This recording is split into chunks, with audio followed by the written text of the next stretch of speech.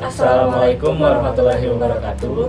Pada video kali ini, kami akan memaparkan hasil tugas besar mata kuliah Sistem Otomasi Industri dengan judul Pemilah dan Pengisi Botol berbasis PLC dan kode problem F dengan saya sendiri, Andika Satria Panca, dengan NIM akhir 033. Saya Muhammad Rafi Alfreja Purnama dengan NIM terakhir 052. Saya Triani Baroka dengan NIM terakhir 059.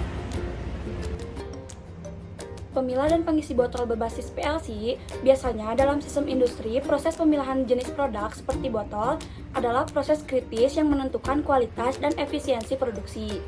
Tantangan utama yang kami hadapi secara teknis adalah bagaimana cara mendeteksi jenis botol secara akurat dan mengalihkan botol ke jalur yang benar dengan timing yang presisi.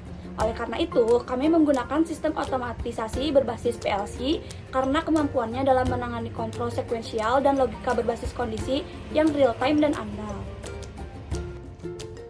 Lanjut ke gambaran umum sistem. Dalam sistem ini, komponen utama secara garis besar, sistem kami terdiri dari 3 konveyor, serangkaian sensor identifikasi dan sensor posisi, serta 2 ejektor untuk pengalihan jalur. Lalu, peran PLC-nya, yaitu seluruh komponen ini dikendalikan oleh PLC yang berfungsi sebagai pusat pengambilan keputusan atau controller berdasarkan input yang diterima dari sensor dan kondisi internal sistem. Sistem ini terdiri dari beberapa komponen. Yang pertama ada konveyor 1 yang berfungsi sebagai konveyor utama atau infeed, tempat semua jenis botol masuk dan diidentifikasi. Lalu yang kedua ada konveyor 2 dan konveyor 3 yang merupakan jalur hasil pemilahan outfeed yang digunakan ketika botol dialihkan menggunakan ejektor. Pembagian jalur ini mengadopsi konsep dasar sistem sortasi pada industri, di mana produk yang tidak sesuai dengan jalur utama akan di-reject atau dialihkan ke jalur sekunder. Lalu, sistem ini juga dirancang untuk memproses 3 jenis botol, yaitu B1, B2, dan B3, yang dihasilkan secara acak oleh generator simulasi. Setiap jenis botol memiliki kombinasi pembacaan sensor yang unik. Perbedaan inilah yang dimanfaatkan secara logis oleh PLC untuk membedakan jenis botol. Pengidentifikasian botol dilakukan menggunakan 3 sensor limit switch, yaitu LS1, LS2, LS3, yang diposisikan secara berbeda di atas konveyor.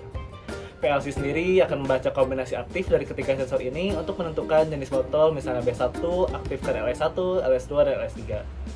Lalu ada juga barrier yang berfungsi sebagai pengendali waktu mekanik dan penyangga logis, di mana botol akan ditahan sementara oleh barrier agar PLC memiliki waktu jeda yang cukup untuk membaca seluruh status sensor identifikasi, yaitu LS1, LS2, LS3 secara stabil. Tanpa barrier dan waktu tunda yang tepat, botol dapat bergerak terlalu cepat melintasi sensor yang berpotensi menyebabkan kesalahan identifikasi atau racing condition dalam logika PLC. Yang selanjutnya ada alur kerja sistem. Setelah proses identifikasi selesai dan PLC telah menetapkan jenis botolnya, barrier akan terbuka dan botol melanjutkan perjalanannya di konveyor utama. Pada tahap ini, PLC telah menentukan jalur tujuan botol, namun belum mengaktifkan ejektor. Aktivasi ejektor baru akan terjadi setelah botol mencapai posisi yang tepat. Posisi botol akan ditentukan oleh sensor posisi yang terdiri dari sensor S benda 1 dan S benda 2. Sensor ini adalah sensor posisi yang digunakan untuk mendeteksi botol tepat di area aktivasi ejektor. Sensor ini sangat krusial untuk sinkronisasi spasial dan temporal antara posisi fisik botol dan aktivasi aktuator. Hal ini memastikan ejektor hanya menendang botol pada waktu dan tempat yang benar untuk pengalihan jalur yang sukses. Yang terakhir ada sensor akhir SN yang berfungsi untuk mendeteksi botol yang telah mencapai akhir lintasan, baik di konveyor 1, konveyor 2, atau konveyor 3. Sensor ini menjadi penanda akhir dari satu siklus pemrosesan botol. Deteksi SN akan digunakan PLC untuk menginisialisasi sistem agar siap menerima dan memproses botol berikutnya. Selanjutnya, ada diagram blok sistem.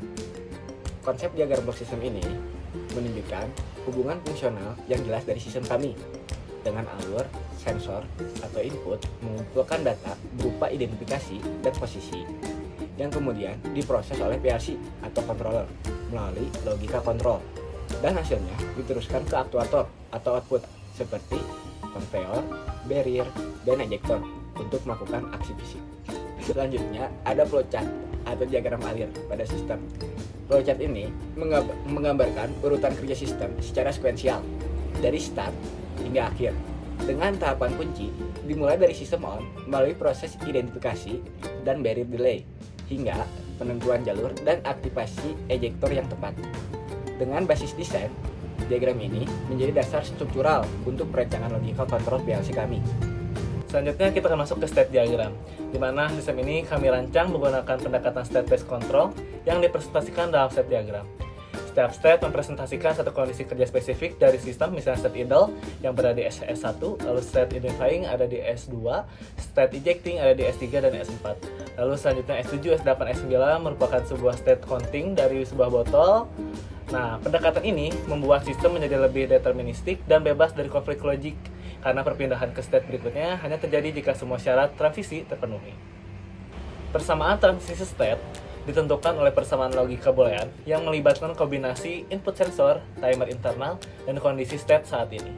Dengan mengidentifikasikan persamaan transisi ini, kami menjamin tidak akan ada terjadi dua kondisi kerja aktif secara bersamaan yang merupakan kunci untuk sistem otomasi yang stabil. Dengan begitu, kami mengimplementasikan ladder diagram, suatu bahasa pemrograman yang digunakan untuk mengimplementasikan set diagram ke dalam program PLC. Setiap rung dalam ladder diagram mengendalikan satu fungsi spesifik dari sistem seperti counter conveyor, logika barrier, aktivasi ejector, dan fungsi counter. Setelah ladder diagram berhasil dibuat, masuk ke tahap pengujian. Yang pertama, pengujian botol B1.